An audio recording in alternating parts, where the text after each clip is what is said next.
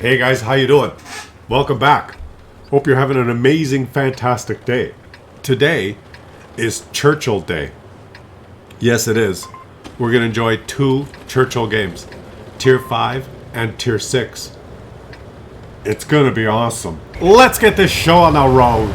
I love the commander sounds in the British tank lines. We're going to enjoy these. We haven't featured one of these for... I don't know if I've ever featured a Churchill.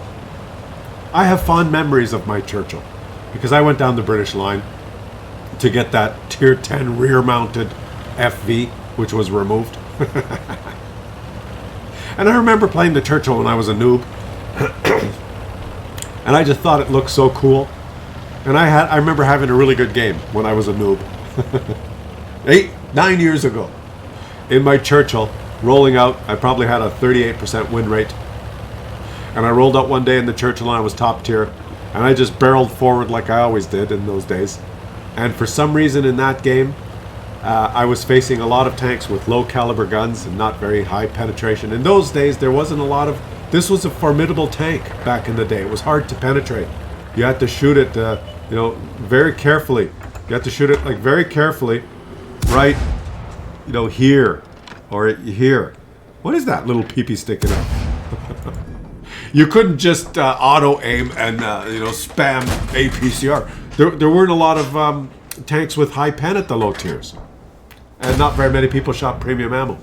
So by fluke, I barreled forward, and tracks were hit, and ricochets were made, and the enemies just kept firing and firing. And I would get tracked, and but I kept pushing forward, and I might have done like 900 damage. And ended up like the last guy on my team with almost no HP versus 2 or 3 enemies, and I barreled forward and they bounced on me and I took them out, and the mighty Churchill prevailed. And I sucked, I might have done 1200 damage in total, but it was a victory, and I stood alone versus maybe 2 or 3 at the end. 2 or 3 small little Tier 3 light tanks or something. And it was fantastic. I thought, wow, what a tank. Could never duplicate that. But I moved on, because I was rushing up the lines trying to get to Tier 9 or 10 so that I could suck at higher tiers. But I have fond memories of the Churchill. Guys, I have fond memories of a lot of the smaller, older tanks.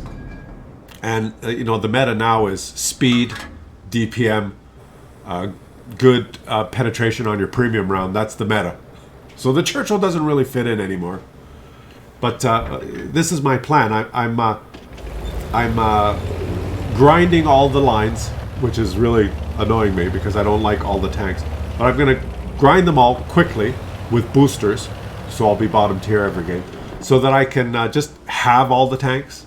I've got quite a few of them, and I'm getting close to having all of them. Once I have all the tanks, all of them, then I'm going to go back and pick like the ones I actually have fond memories of, or the ones I enjoyed during my grind. Go back and actually spend some time playing them, maybe trying to 2-mark them. I'm a 2-mark kind of guy, not a 3-mark kind of guy. Some of them I'll be able to 3-mark, but some of them I'll 2-mark and just have some fun. Because right now I'm rushing through, right? I'll rush through a whole line, maybe playing only 20, 25 games or 15 games at the low tier, whatever it takes to just get to the next one so that I unlock them all. And you don't get a good feel for a tank if you just, play 10, 15 games and then you make it to the next tier. And you don't mark them that way either. And you don't get a really good feel of how to play them. But that's what I'm doing. When I'm done, I'm keeping a list of like my favorites, the keepers and non-keepers. And there's quite a few keepers, and there's quite a few I never want to touch those things again.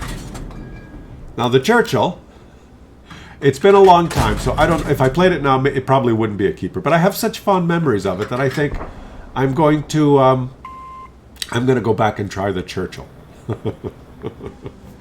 Why would you do that, Klaus? Well, why not? Maybe I'll only last like 2 games. Now this guy's not barreling forward. He's not using his assault capabilities. He's retreating. And he's calling help. Who's going to help you? The KV-1? Where's the KV-1? Look where the KV-1 is. Mid-tier games. Aren't they fun? Get your gun in the game. You're a Churchill. You can do it, buddy. Look at this team deployment. Isn't it beautiful? Okay.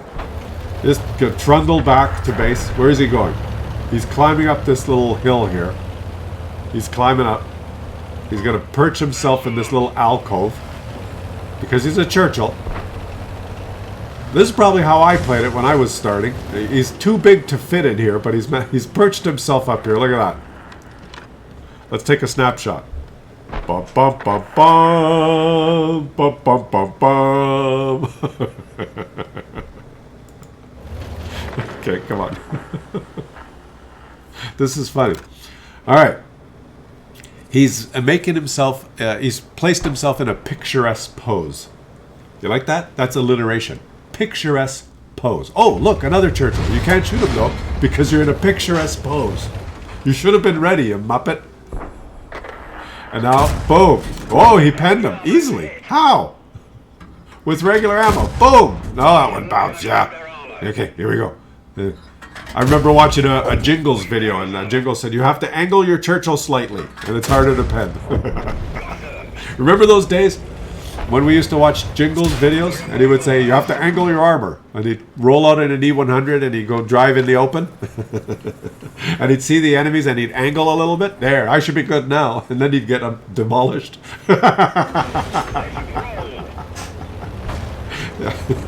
It's not all about angling, is it? Let's just press 2 and go. Those were the good old days. I'm being nostalgic, guys. Those were the good old days. Now what do we got? Now we got objects running around everywhere, DPMing us to death. We used to have strategy and Jingles videos. Now we have runaway objects. Bring back the good old days. You know what they should do just for an event? They always have these stupid events like, what was the latest one? The Art of Tragedy. Like, what a pathetic waste of fucking time that was, right? The Art of Strategy. Here's an event, Wargaming. Try this. You know, I'm nostalgic and kind of old school. Here's an event that I think would be cool. Load the game the way it was in 2011. And what is this Muppet doing? You Muppet. Get the 2011 patch of this game. Alright.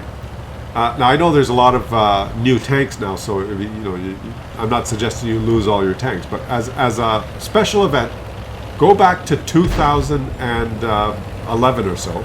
That patch. Give everyone all the tanks. You know, just as a... And we could play for a week the 2011 version of the game. Or, for a weekend. Okay, Wargaming, a weekend. Call it the Nostalgia Weekend. Maybe don't include all the tanks. Just, work it out however you want. But get the 2011, 2012 patch. And then we can, buzz around the way it was back then. With all the mechanics in it. Do you have that on your computers? Could you do that, Wargaming? Maybe with the better graphics. Or no, just with the old graphics. Just do it. It would be, I think it would be hilarious. And people would really see how much this game has changed. It has changed. We could go down Lakeville. We could go down the Lakeville Road and try and jump in the water, but we won't be able to because there'll be an invisible barrier. Remember those days? You could go down that lake and you couldn't fall off in the water. So you could, if you wanted to lean over a ridge line or something, or even any kind of a cliff, you'd drive as forward as you, and the invisible barrier would stop you, and you could point down and it would not let you fall. And you'd use the invisible barrier strategically. Those were the good old days. That's what the Churchill reminds me of, because who in their right mind would play a Churchill? And here comes another Muppet. And the Churchill is confused. What do I do? The Muppet's coming and I don't know what to do. He's by himself, guys. He's by himself. Versus 5. Make it 4. And what is this? You have no chance versus a Churchill. Well, the Churchill is not angling very well. What are you doing, Churchill? Reverse side scraping? Put that out! And the Muppet is retreating. Angle your tank, for Christ's sakes! Jingle says you have to have a 30%, 30-degree angle. You're at 89 degrees. Oh boy. And he's versus a KV2. Oh, KV2 shot his gun. KV2, go, go, go, go! The KV2 has a 16-second reload. Yeah. A noob Churchill. He's playing the Churchill like I played it when I first started the game. If you let the KV2 shoot you in the side, it's game over. And the KV2 has 3 kills, so he knows what he's doing. He's in. There he is. The KV. No, don't let him shoot you. Oh, snap-a-rooney! Somehow the game allowed a British tank to snap a Russian tank at the end of the game. Well, he is winning, so the winning algorithm has taken over and allowed him to win. Because that shot would never have hit. Oh no, he's losing. So we have to send in a ticket. Oh wait! What is this? A Muppet! Another Muppet. What is he doing? The STRV goes, I think I'm going to wedge myself up against this dead tank. My teammates seem to be dying slowly. I didn't want to go help them. The poor guy. He's go forward, for Christ's sakes. You're okay. I didn't expect the Muppet to crest through. The Muppet missed. Shoot. No, don't load HE, for Christ's sakes. Did he load HE? Why the fuck did you load HE? HE's been nerfed. These players. These noob players. They outsmart themselves. Now, in situations like this, when you're facing a low, lightly armored target, it's best to load HE. I heard that in a video. Let me load HE. Oops, I rolled for 11. The guy was a one-shot. You don't need HE. Oh my god. Alright, now we're going to have to wait like 2 minutes for him to find this SU-5. What is this SU-5? It's an artillery. Oh my god. The Churchill will not make it back in time. That's the problem with the Churchill. You must go forward. From the beginning of the game right to the end. Oh, no, wait. Unless the Muppet...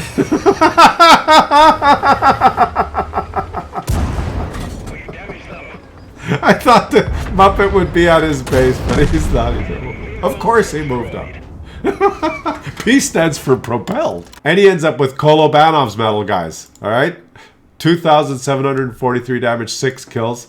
And he made a lot of credits. Once you finish grinding the Churchill, you can move up a tier, and you can get yourself a Churchill. Alright? This is Weasel. It is Churchill. It looks the same, but it's not.